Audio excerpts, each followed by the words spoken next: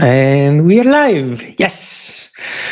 Welcome to another webinar on your favorite topic, Argo CD, and of course, GitOps. My name is Kostis. I'm going to be your host today, and we are going to talk about a very exciting topic, what not to do with Argo CD. Now some housekeeping. First of all, this is recorded. So if you want to leave before the end and you shouldn't, you can do it, and then we will send you the recording. It is also live, so if you have any questions, ask them. It depends on the streaming platform that you are watching us, and if you think that you have an interesting question, now it's your time to ask it, and maybe at the end, if you have enough questions, you can spend some time on Q&A. But other than that, we are ready to start. So Argo CD Anti-Patterns. First of all, why should you listen to me? My name is Kostis. I'm working as a developer advocate at Octopus Deploy.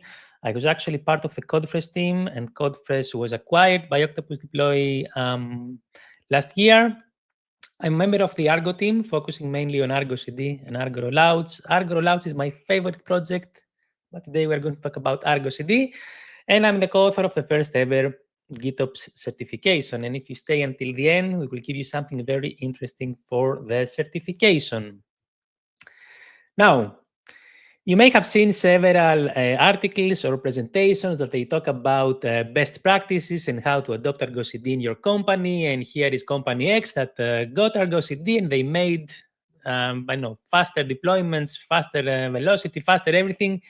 Here we are going to do exactly the opposite. We are going to tell you what you should not do with Argo CD. So this is not a best practices talk.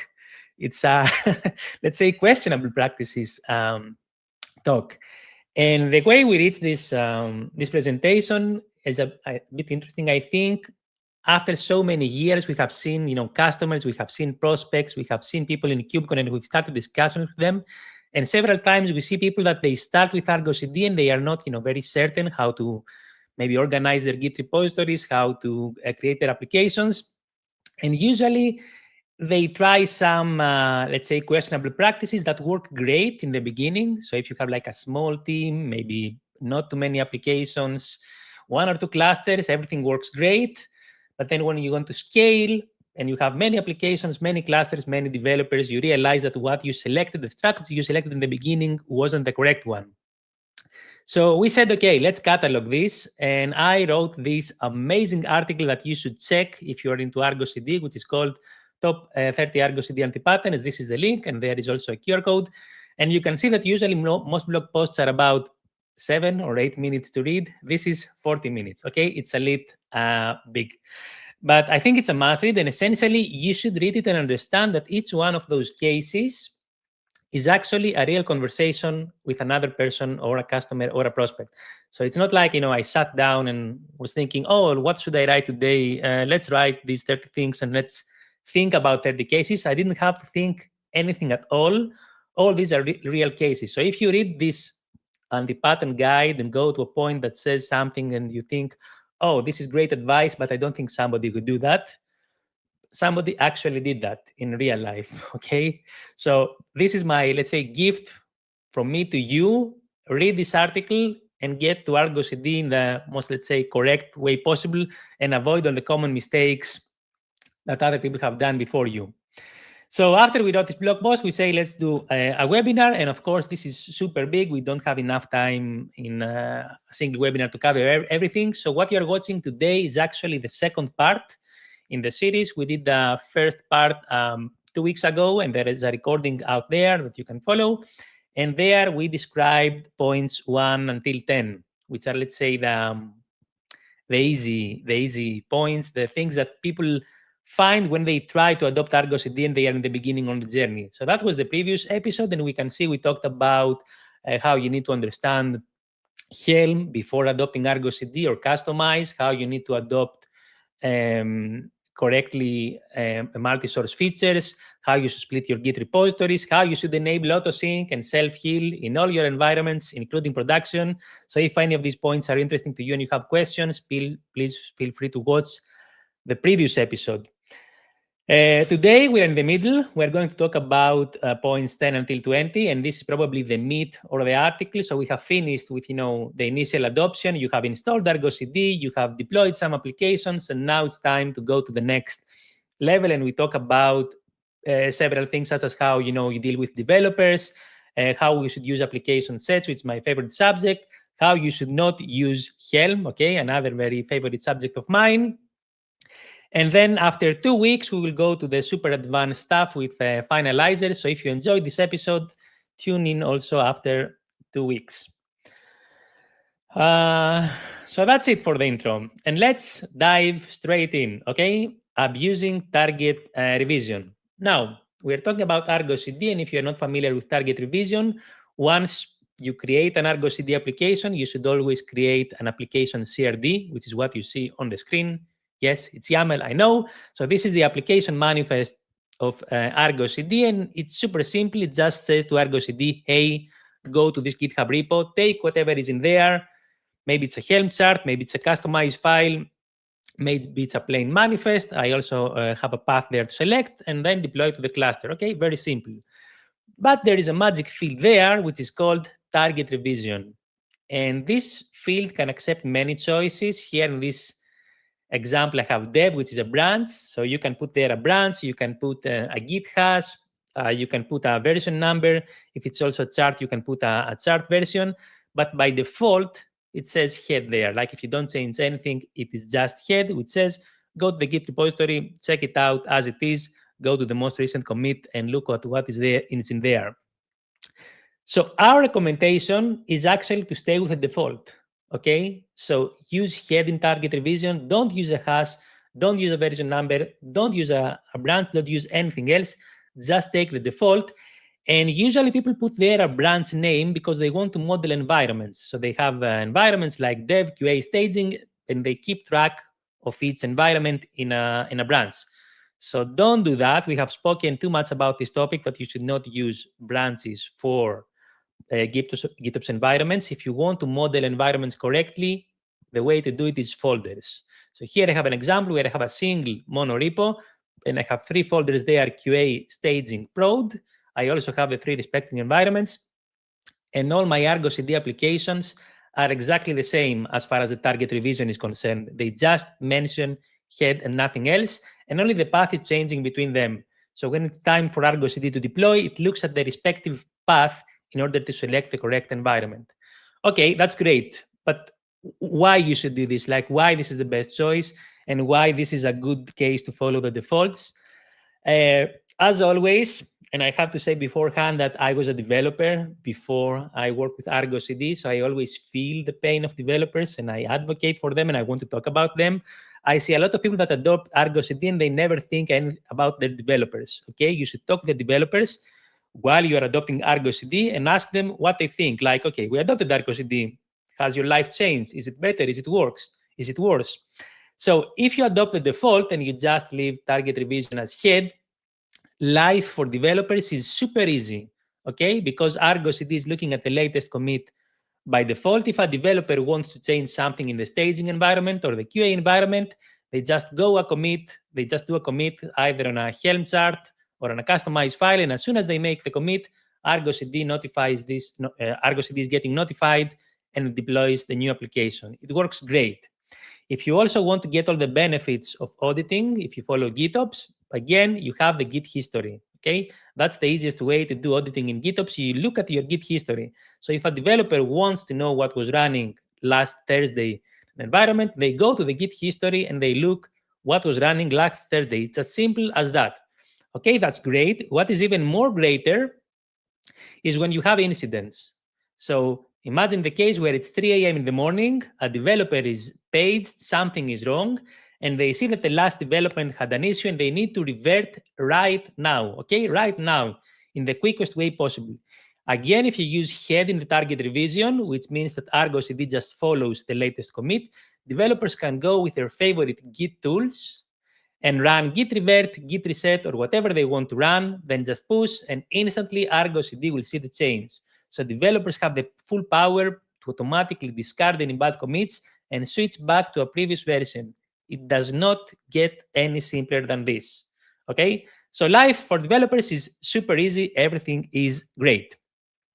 Now, let's say that you don't follow my advice and you do the fancy thing where somebody says, oh, I want to lock down my Argo CD instance and I'm going to use Git hashes in target revision. Because somewhere they read that Git hashes are more secure in a way, and this is how you lock down an environment. So this is a problem. The problem with this is that now all deployments just became a two-step process, because first somebody needs to commit the actual change in the manifest.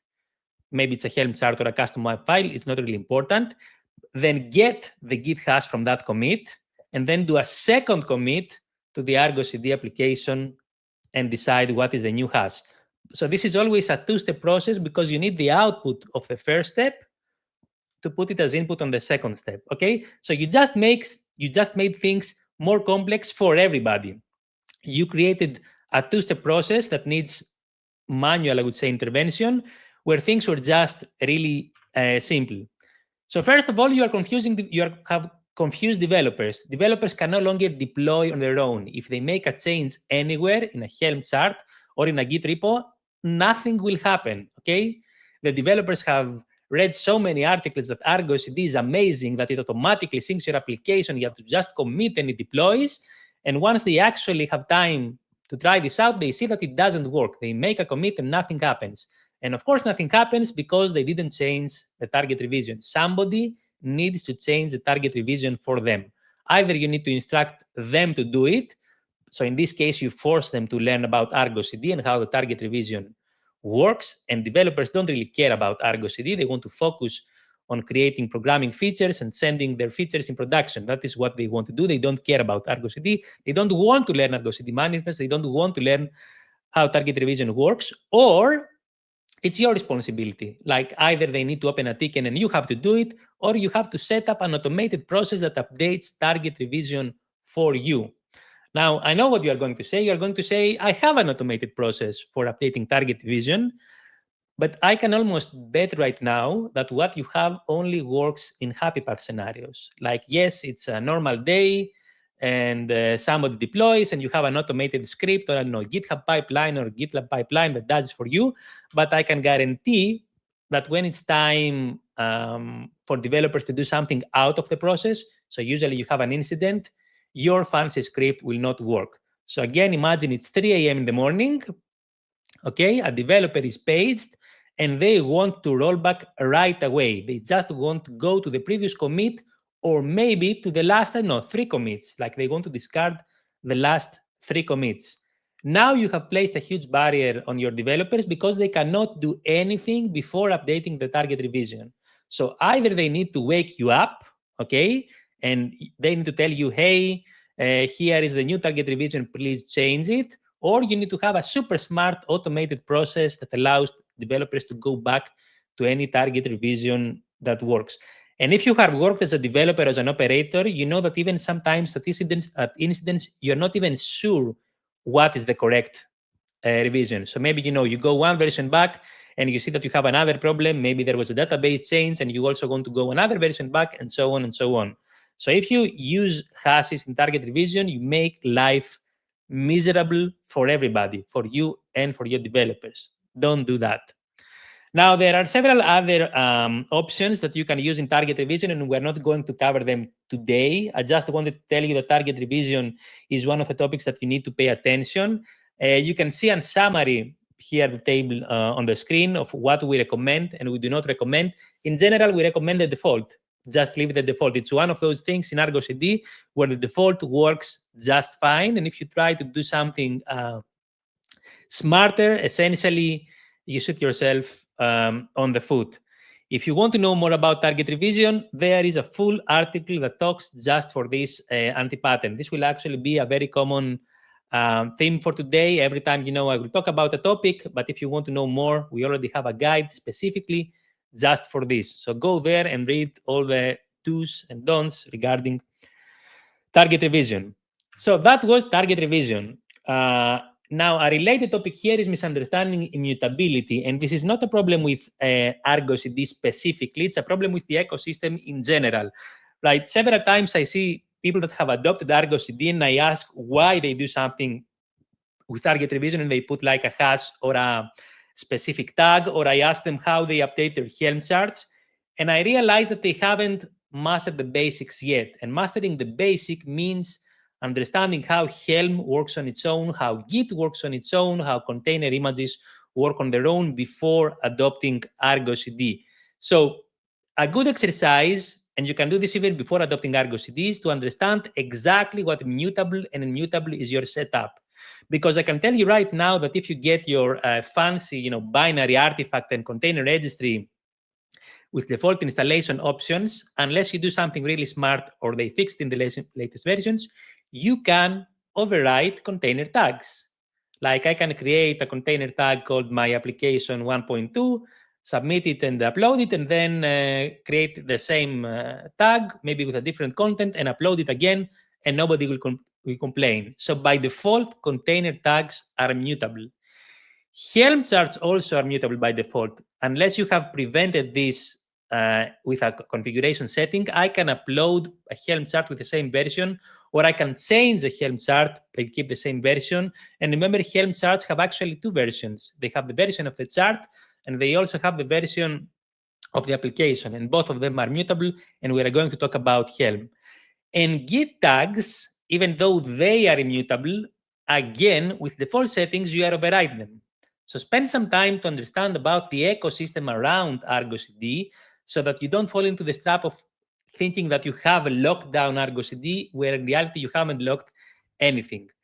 I think Helm is a great example. Like if you look at the default way a Helm chart works, okay, you don't have a fancy registry. Essentially, you have flexibility to do anything you want as far as versions is concerned. So if we take the most typical case, a Helm chart actually has three versions.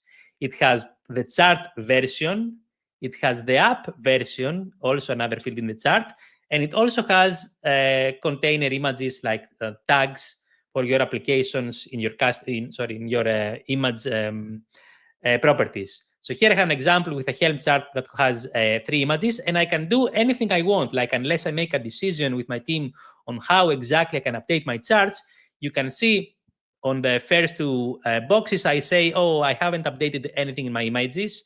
The images are exactly the same. Okay, image A is the same, image B is the same, image C is the same, but I fixed something in the chart. So this is how I bump the chart, and it goes from 1.1 to 1.2. But in the second case, again, I make a decision and say I bumped my images. Okay, they go to the next version, but I keep the chart the same. And I'm not saying one approach is correct or the other. I'm just saying that you should talk with your team and your developers and set some rules. So a very simple scenario would be to say that, hey, whenever anything changes in the chart, no matter the change, you should always bump the Helm chart. Okay, that's a good starting point. So here I have an example where even though these charts have the same version, they are different. Okay, so if you think you have locked down Argo CD by saying pick chart 1.2 from a Git repo, you haven't locked down anything at all, okay, from a binary repository. As a final test, and this is something I could ask in an interview question, you can see that if you go right now, like not right now after the webinar has finished, go to GitHub, create a brand new repository with default settings, okay, because there is a setting in GitHub that you can change it, but with default settings. And you can see that I can create a tag v1.2, with content. Yes, that tag is immutable, like in my local workstation, but I can always change the context, delete the tag, and upload it again with exactly the same name. So I can have a GitHub repo where v1.2 5 minutes ago was something, and 5 minutes later it was something else. So maybe you have, Argo CD, an Argo CD application where in target revision you have said use git tag 1.2, and you think you have locked down Argo CD. You haven't, okay? There is a setting in GitHub where you can prevent this. So check your settings. So my point from all this is that people sometimes talk about how they have, thought about security about Argo CD and how their installation is locked down, and they don't understand that they haven't locked anything at all. And Argo CD is pointed to a specific Git tag or a specific chart version or a specific container tag, which might be different from 3 weeks ago, 1 month ago, or something else. So pay attention to all these settings. And essentially, if you truly want to lock down Argo CD, you need to make the whole ecosystem immutable. Like you need to go to your container registry and enable a setting that says that once a Docker image is published with version 1.2, nothing can overwrite it, okay? You need to go to 1.3 and maybe mark 1.2 as obsolete. You need to set up your GitHub repo and say once a tag is created, you cannot remove it. You need to go to your Helm registry and do the same thing. After you have done everything else, then you might start thinking about Argo CD and how to lock down Argo CD. But until you have mastered all this, you haven't locked anything at all. So understand how all these things work. Okay, enough about the locking down. Let's go to communication with developers. And remember, I said I was a developer myself, so I feel the pain for developers. So once you adopt Argo CD, there is a choice of what exactly you want to give to your developers. And here I see several companies that they go on one end of the spectrum or the other. So on the left, we can say, hey, we completely lock down Argo CD. Either developers cannot, change anything, it's just read-only for them, or we will say we will not even give them Argo CD. So maybe we want to give them a developer portal like Backstage or Port or Compass or something else, and Argo CD will stay behind the scenes. That's one approach. Or the other approach where people go is let's give them full access. Like developers, we trust them. They know about Kubernetes. They know about Helm. They know about Customize. They can go into Argo CD and do whatever they want.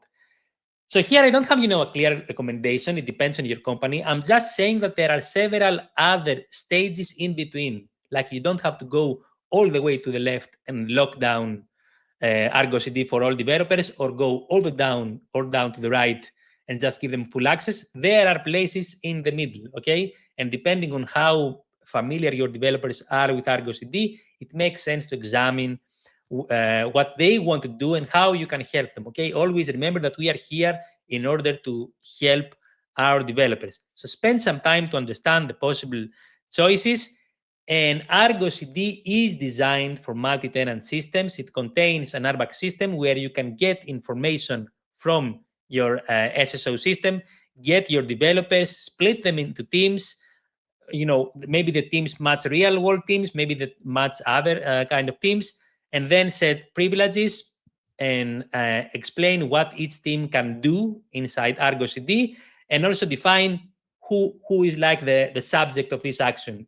So you have the typical, who, how, what, like which developer can do what to which application, okay? So spend some time to read the documentation for RBAC and understand all your options. So here I have an example where in my organization, I'm saying, look, for developers, I allow them to do whatever they want in their application. So for their own application, they can, sync it, delete it, update it, change it.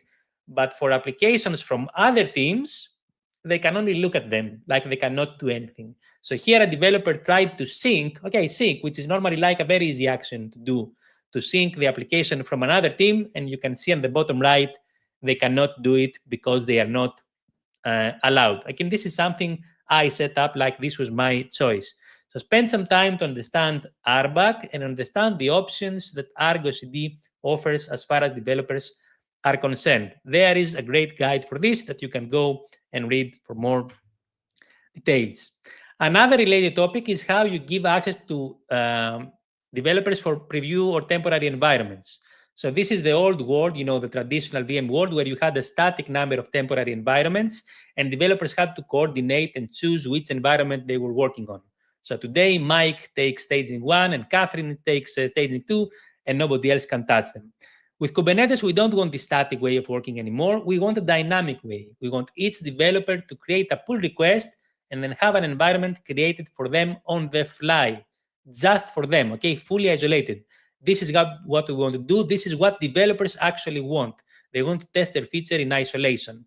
So this is the pattern, and we can implement this with Argo CD using the pull request generator. If you don't know about the pull request generator, you should go and read it after this webinar, okay? You allow developers to continue working as they work. They have the Git repository with the source code, and they go and create pull requests like they have always been doing, just create pull requests. But behind the scenes, you have Argo CD, and it follows those pull requests, takes a base configuration, let's say usually QA, and then creates on the fly applications for them. While you're sitting, okay, I'm not really doing anything. I set up this once and it just works. So here I have an example where two developers started creating a feature at the same time. One feature was called fix queue size. The other feature was called my billing feature. And as soon as they created the pull request on the source code repository without any knowledge of Argo CD, my Argo CD server created two applications just for them in a fully automated way. Okay, no tickets, no files, no anything at all. And the magic about these environments is that they have a full life cycle also automated. So if those developers merge those PRs or if they close those PRs, those environments get destroyed. Or if they commit again, those environments get updated. So if you have this setup, communication with developers is super easy. And if you ask developers if they like Argo CD, they actually don't even have to interact with Argo CD in the happy path scenario. They create a pull request, it gets deployed. They delete the pull request, it gets destroyed. And if you also use vClusters, check vCluster if you haven't seen this project. You can do many more advanced scenarios, not just deploying applications. If you are interested in using the Polar Generator, there is an article, okay, with all the details on how to do this with Argo CD. Referencing dynamic information. This is one of the most controversial points of Argo CD. Essentially, if you follow truly the GitOps principles, you should know that you should use immutable storage for the system. So in our case, this means Git. And if you also use Git, you should be able to have auditing capabilities for free. You should be able to go back to another commit and see how your cluster was looking. This is how things should work. Unfortunately, several people migrate from Helm to Argo CD, and they see that some of the, let's say, Helm features are not supported. So these include the Helm lookup function, the capabilities object for Helm, which essentially make Helm a bit more dynamic. Like you run the Helm CLI, and while the Helm CLI is running, it's querying the cluster for extra information, which is only available at that point in time. And if you have any familiarity, with how Helm works with Argo CD, you know that Argo CD just runs Helm template. So this capability is not possible in Argo CD. So this is not how you normally do things with Argo CD or config management plugins. And I'm saying this because if you go today to the Argo CD GitHub and you look at all the GitHub issues, there is one that is from 2021, so 4 years almost now. And people ask for Helm lookup support in Argo CD, which is understandable. Like, I know what they are asking this. The problem is that even if we add this feature, essentially we lose the auditing and the GitOps capability where you can reason about your environments, because this lookup only works at a specific point in time, okay, or the capabilities object. If I ask you what was the value of this lookup or the capabilities 5 days ago, you don't really know. It depends in the cluster. So you start to have some information which is not in Git. Now, there are several hacks that you can do here, like maybe you want to create your own configuration plugin. And again, you should talk with your developers and understand what is their experience. Because if you go down this road of putting dynamic information in Argo CD, again, you make life difficult for developers. So if you find yourself where a developer asks you, how do I run this application? And your first sentence is that they must install Argo CD locally themselves, you are doing it wrong. Developers should not have to install Argo CD locally in order to test an application, okay? You should just be able to take the state from Customize or from Helm. Specifically for secrets, and this is a subset, I'm really happy to report that in the latest version of Argo CD version 3, the secrets page, the secrets documentation page has been updated, and now the Argo team clearly suggests not using this style of post-processing manifests and injecting secrets manually and doing stuff like that. We don't recommend this anymore, even though that several solutions work like this. Instead, we recommend fetching secrets externally, okay? Not the secrets themselves are not in Git, but you should fetch them externally from another secret platform. There is a guide on how you can do this with Argo CD. So this one has, as an example, HashiCorp Vault, which is very popular, a very popular way for storing your secrets, and also the external secret operator. So if you are wondering, okay, but what about secrets? This is the answer. The secrets themselves are somewhere else, and Argo CD just fetches them, okay? But it doesn't query them on the fly. Not using application sets. Okay, so let's go to application sets. I think this is one of the biggest selling points of Argo, how you use application sets. So if you are not familiar with application sets, you should be. It's a great feature, especially if you work with many applications and many clusters. Application sets are useful when you have many clusters and you want to deploy the same application on all the cluster, or you have a single cluster and you want to deploy many applications, or the most usual scenario, you have many clusters and many applications, which is what you have in a big company, okay? So in this case, application sets help you create all the combinations between clusters and applications for you. So go and read the documentation of application sets. Application sets are not an optional feature. Go and understand how they work. You can see here also the pull request generator that we talked before in the previous anti-pattern, and learn how to combine and extend the generators and how to combine them themselves. Because if you look at it like in a big company, in a big enterprise company, here is the twist. You should not actually have to create applications by yourself. So we talked about the application CRD. Normally, this is not something that you create. Okay, you shouldn't have to create this file manually. An application set should write it for you. So if I have 10 clusters and 10 applications, I don't want to write 100 YAML files, even with templating or AI or whatever you want to use. I want an application set to create all the possible combinations for me. This is what I want to do with application sets. So here I have an example, and if you want to play with it, this is the GitHub URL where I have a QA app set, and I'm saying, go to this Git repo, my many apps demo, and in this example, I'm using customize, and I'm saying, go to this folder, apps, take all the applications that have a QA overlay, because I'm working for QA, and then deploy them. And this is just standard customized. Like if you look at the files on the GitHub repo, it's only customized overlays. There is nothing magic. And I don't really care how many applications I have there. Maybe I have 5, 6, 7. It doesn't really matter. Argo CD will just create the combinations for me. I see a lot of people that are asking questions about how you do templating with application sets. And the answer is that you do it the same way as Helm. So all the Helm templating functions, not the lookup stuff and the capabilities properties, but all the standard lookup functions, all the standard templating functions that you have in Helm are also available in application sets. So anything that you could do with a Helm template you should be able to do it with an application set. You should also not confuse application sets with app of apps. I've seen so many teams and they start so many discussions about whether you should use app of apps or application sets. They are not mutually exclusive, okay? It's not like application set is a replacement for app of apps or it's the next generation of app of apps. No, you should actually use them together, okay? That's the recommendation. You don't need to choose. Learn both.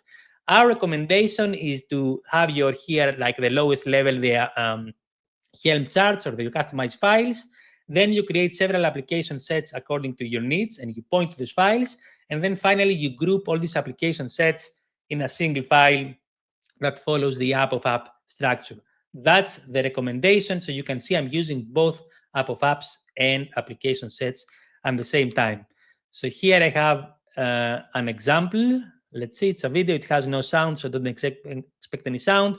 Where I have a completely empty cluster, okay? It has nothing right now.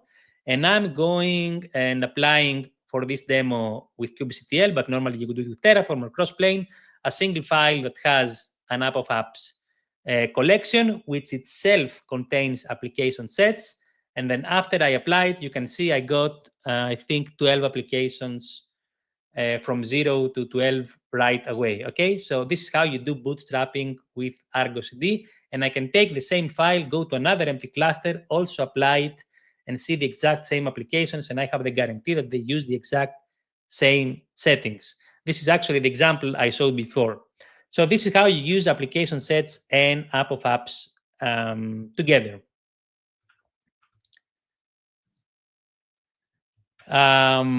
If you don't know where to start, because I think I see so many people that get confused with application sets, start with a simple scenario. First of all, fix your customized files or your Helm files, and then out of all the generators, go read the documentation for the Git generator that will pick your applications, and for the cluster generator that will choose the clusters. Okay, I pick applications and put them in clusters. That's the simplest scenario possible. And then if you need more advanced stuff, look at the other generators or the merge generator or stuff like this.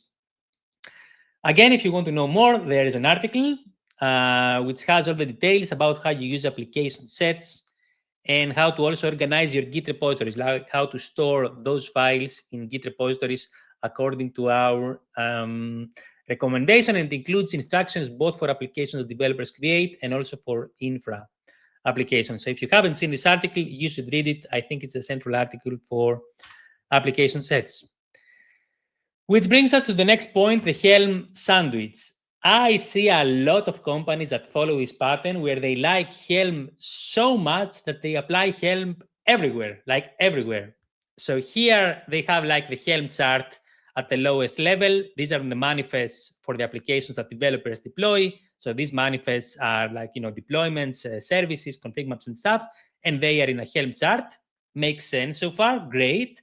But then they create application files manually, and they put those in a Helm chart as well. Okay, so you see Helm is here in two levels, top and bottom, and this is why I call this the Helm sandwich. And you have values there, okay?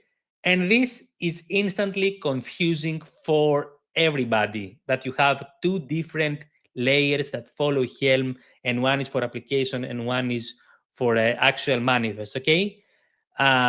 This also anti-pattern, if you like follow it, you will fall into several other anti-patterns because you have started, with the wrong approach. You are forced to also follow the wrong approach in so many areas. So it's not just the anti-pattern itself, but it's also how you continue working with Argo CD and what you do there. First of all, developers are going to get confused, okay? They are going to get confused. I will guarantee, I can bet with you right now, that they are going to change the values at the wrong level. Like either they will search, the low level and they're going to change the high level, or the other way around, and then they will ping you and say why things went wrong, and you will have to explain this dual Helm structure. So why you should explain a problem that shouldn't exist in the first place. Don't do that. Don't confuse developers. But you're also going to confuse yourselves. Like if you have a new person in your team that knows what's the recommendation, which is obviously application sets, you are going to confuse them with this dual structure. They will make a mistake. You will make a mistake. Like you will change a value at the wrong level when it's 3 a.m. in the morning and you need to roll back and you miss, the correct level of Helm. You will make a mistake. You make your life difficult. What you should do instead, we explained this in the previous anti-pattern. You should use application sets. It's super simple. There is a single layer for Helm, just the Helm chart for applications, which is how things should be, and application sets on top. Okay, that's the best case scenario, and application sets are exactly designed for this case. I said before that I see a lot of people that they like the Helm template functions. Application sets support the exact same functions. Okay, I actually challenge you here to find like a pattern that you can use in Helm and not use in application set. Please, not about lookups and capabilities. I'm talking about the standard templating. So use application sets and template whatever you want. Like if you wanted to use Helm for something specific, you can use application sets. And if you do this, everything would be super simple. There is like a simple way of understanding, where are your applications? They're in application sets, and what they contain Helm charts. Life is super easy for everybody. And if you get a new person in your team and they already know how application sets work, they are good to go. They can understand your structure in 30 seconds. This is how you make your life easy. Hard coding Helm data in Argo CD applications. This is a related pattern with the previous one. So normally, if you follow my advice, there is just one single Helm layer. You have, your Helm charts, your values, and these are things that maybe developers create. And then on the right, you have your application sets that you change, and developers don't need to know anything about them. So this is how things should be. Everybody is super happy and everybody is super clear on what they change. Now, Argo CD allows you, for convenience, to go inside the Argo CRD and change something with Helm, like override directly the values of Helm. Okay, you can do that like there is a capability, but you shouldn't actually use this capability in a production setup. Don't do that. Don't hard code Helm information in application sets. Okay, this is not how things should be. If you do this, essentially, you confuse again everybody because you have two places now where Helm values are stored. Some Helm values exist in value files, the original place, and then you have another set where you override stuff in application CRDs, and there is not a clear separation anymore. So anybody that needs to work with Helm, instantly they need to ask, oh, where are my values? Where should I go? In the application or the values, okay? And remember again, developers, that something that might seem okay with you is not okay with developers. Again, this anti-pattern, if you follow it all the way down, you go into other anti-patterns. And for me, this actually shows something we discussed in the previous webinar, that you haven't understood how Helm hierarchies work. I see so many people that use this pattern and they want to create something that Helm already does, okay? If you know how Helm works on its own, forget about Argo CD. Helm has the capability of defining common properties and then overriding the properties for other environments. This is standard Helm practice. You don't need Argo CD to do this, okay? So if you think that you need applications or application sets to do this, you do not. Again, you destroy the developer experience. If you have, Helm values in Argo CD applications, developers need to have Argo CD installed locally to run an application, or they need to know about Argo CD in order to understand how an application works. And we said we don't want to make life difficult for developers, and we don't want them to have to learn Argo CD. What you should do instead? Store Helm values in value files, like how Helm works, and then mention those values in Argo CD. This is how things work. Everything is super simple this way, and developers also are super happy because they can just get the Helm chart from any application and test it locally. Now, if you combine this anti-pattern with the previous anti-pattern, things become like a real mess, okay? If you have both the Helm sandwich and you also override. Because if you have this, and now you're going to find where a setting is located, maybe it's on the values here at the bottom, or maybe it's on the manifest, or maybe it's on the Helm chart here, or maybe it's on the application CRD, or maybe it's on the values of the application CRD. There are so many choices. Like you have two levels of Helm, and you have also applications that override Helm properties on their own. So if you want to change the setting, you must know in advance where exactly it's located.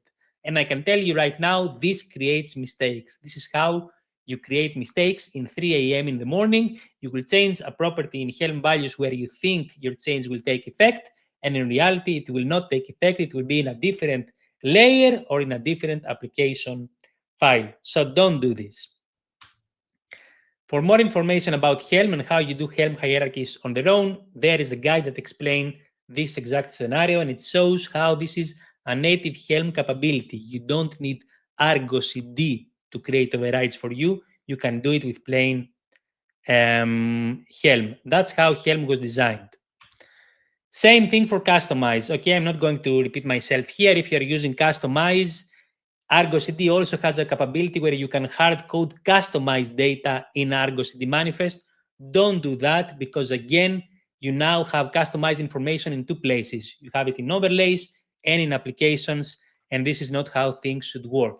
Instead, you should use customize correctly on its own.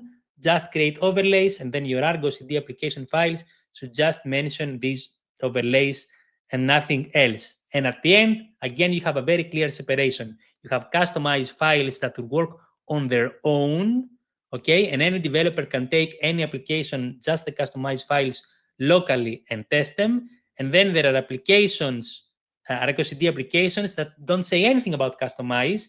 They just mention a customized folder or a customized Git repo, and these files are controlled by you, and developers don't need to know anything about this. So don't hard code customize information in applications. Specifically for customize, there is an article. If you want to know how to use customize with Argo CD the correct way and how to use customize overlays and component, go and read this article, and you will see that I talk about existing capabilities of customize even before bringing Argo CD into the picture. Understand how customize works before you work with Helm. Attempting to version Argo CD applications. Essentially, this is the corollary of all the previous anti-pattern. Like here, I want you to understand that if you look at how an application CRD works, you can see it has some very simple fields there. We already explained it has the name of the application, the repository, the cluster, and that's it. You can see there is no version here. Okay, this is by design. Argo CD applications have no version. I repeat this again, Argo CD applications have no version. Several people are getting confused by this and they try to version applications. Argo CD is super simple as far as applications is concerned. You have applications that are static, they are not versioned in any way, and once you promote stuff, you only change, customize overlays or Helm values between existing static applications. So here I have the same application in three environments. As far as Argo CD is concerned, it is just 3 static applications. If I want to promote from QA to prod, I just change the values of prod to match QA. I'm not actually promoting the Argo CD application. You cannot promote an Argo CD application. You cannot version an Argo CD application. I get so many questions about this, okay? Understand that if you're working with Argo CD, as we said in the anti-pattern about the immutable ecosystem, yes, container tags have version, yes, Helm charts have versions. Argo CD applications and application sets don't have versions, okay? If you find yourself that you need versions, it means that you are doing something wrong, and it comes down to all the previous anti-pattern. Like if you have Helm information, for example, in Argo CD applications, and you have your image there, and you change it all the time, next you are looking how you are going to version your application CRD manifest. You cannot version an Argo CD application manifest. It was not designed for this thing, okay? So understand what you version and what you promote.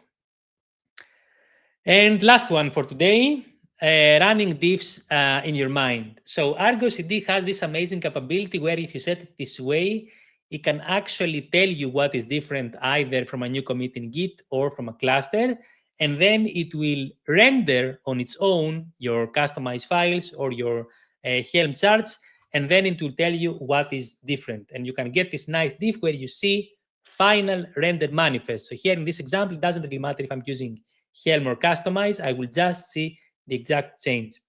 This is a great feature, but for most teams, it's too late in the process. Like I don't want to know about what will change after I made the commit and I'm almost ready to deploy. I want to know what will change much earlier.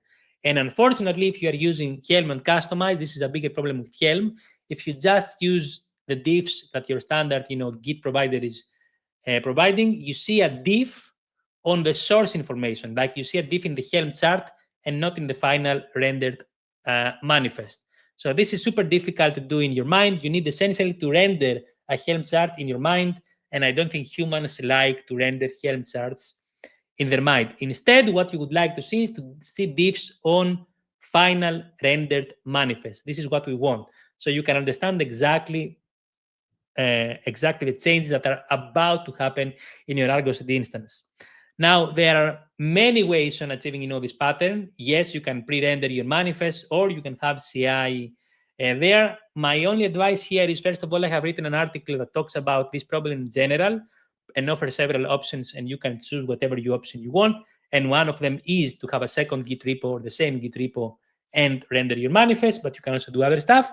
But something that you shouldn't know, that there is a whole project that solves this exact problem.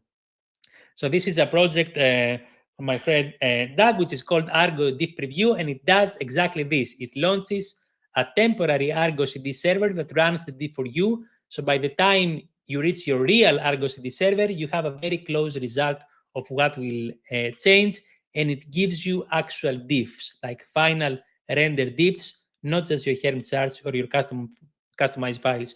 So if you haven't seen this project, please check it out. It's amazing, especially for large installations. Okay, and that's it. We have talked about anti-patterns 2020. First of all, if you want to know more, go and read this blog post because it has all information. And also, if you have missed the previous 10, it has them. And also, you can see like a teaser trailer for the next 10. So for me, this blog post is like the central hub today. For each of those anti-patterns, I also have a link to a guide that talks about in detail. If you want to see these anti-patterns in practice and you can test them, we are the makers of the first ever GitOps/Argo CD certification, where you sign up and you create Argo CD instances in your browser. Yes, amazing. There is nothing to install in your computer. You just create a real Kubernetes cluster in your browser. Some labs actually have multi-cluster setups, and some of the examples that we have seen today are part of the certification. Now, this has a cost because we pay for the capacity, like it's a real cluster behind the scenes. But if you use the code anti-pattern, you get 50% off, and you can actually apply to any courses that you want. If this is super difficult for you and you want help with your Argo CD installations, there is also support. As I said, I'm also part of the Argo team, and my own team is fully committed to SS. There is a team in Octopus Deploy that works only on Argo CD. I'm talking about the open source project, okay? Nothing to do with Octopus Deploy the product or CodeFresh the product. And we have seen, several use cases in the wild, and we have seen what people are doing. So if you just getting started with Argo CD and you want some help to understand how things are going, or you have adopted Argo CD and you need some help or validation about your existing setup, you can ask us. And as I said, all the things I have explained today are things that I have seen in real life. Like, it's not like I thought about something and wrote it.